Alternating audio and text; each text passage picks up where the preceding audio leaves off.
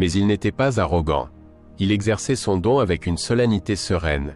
Il s'entraînait comme tout autre guerrier, transpirait au soleil avec ses proches, riait avec les jeunes et écoutait les anciens avec révérence. Pourtant, le peuple le regardait différemment, non pas avec peur, mais avec révérence.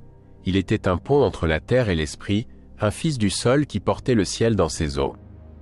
Avec la disparition de Niabra et l'ombre de la guerre qui s'abattait sur Abonio Omolo, le jeune Luanda fut bercé non seulement par sa famille, mais par le destin lui-même.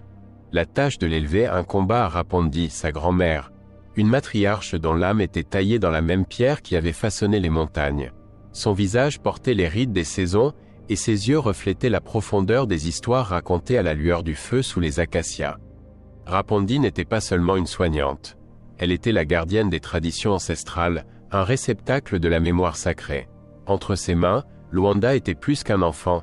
Il était un réceptacle préparé, trempé comme le fer, façonné avec soin par une femme qui voyait en lui l'écho des choses à venir.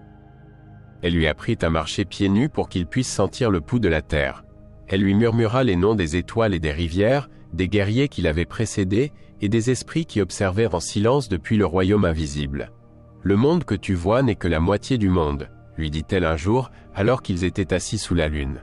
« Le reste vit dans l'ombre, dans les rêves et dans le sang. » Dans le calme du matin, elle lui enseigna les rites.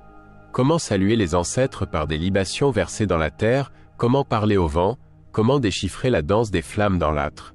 Il apprit que la force sans sagesse était dangereuse, et que le courage devait accompagner l'humilité pour servir le peuple. Le corps de Luanda s'est renforcé, certes, mais c'est son esprit qui s'est affermi sous la direction de Rapondi.